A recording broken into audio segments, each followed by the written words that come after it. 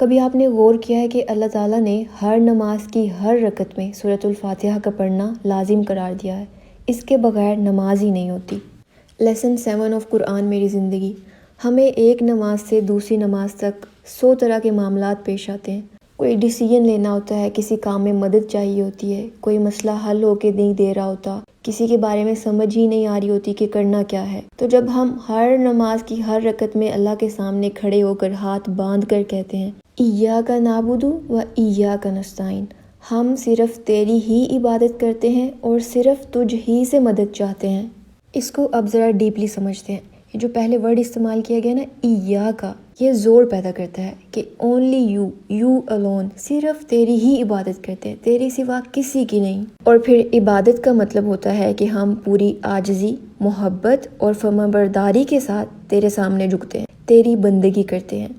پھر ہم کہتے ہیں وَإِيَّاكَ نَسْتَعِينُ، یہاں پر بھی ہم اسے ایکسکلوسیو کر دیتے ہیں کہ صرف تجھ ہی سے مدد مانگتے ہیں۔ نستعین کا ورڈ اون سے ہے، اس کا مطلب ہوتا ہے کسی بھی معاملے میں سہارا یا مدد دینا۔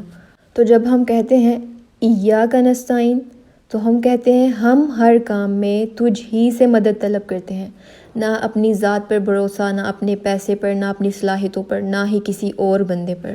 یہ جو چیز ہے نا ایاک نعبد و ایاک نستعین، یہ آپ کو انڈیپینڈنٹ بناتی ہے، یہ آپ کو صرف اللہ پر ڈیپینڈ کرنا سکھاتی ہے کہ باقی سارے سہارے کمزور ہیں، سب چیزیں چھوڑ جانے والی ہیں، صرف اللہ کی ذات ایسی ہے جو آپ کو کبھی دھوکہ نہیں دے سکتی۔ تو جب ہم شعوری طور پر اپنی نمازوں میں یہ مانگیں گے اور اس کا عملی ثبوت بھی دیں گے کہ صرف اللہ کی عبادت اور صرف اسی سے مدد طلب کرنا، تو پھر دیکھیے گا آپ کی زندگی کیسے بہترین ہوتی ہے۔ یہ آیت انسان کے اندر سبمیشن پیدا کرتی ہے کہ اے اللہ، میں تیرے بغیر کچھ بھی نہیں، اور میری عبادت بھی تیری مدد کے بغیر ممکن نہیں۔ تو جب انسان اپنی کمزوری کا اعتراف کرتا ہے اور اللہ کے سہارے پر یقین رکھتا ہے تو اسی چیز کا نام عاجزی ہے۔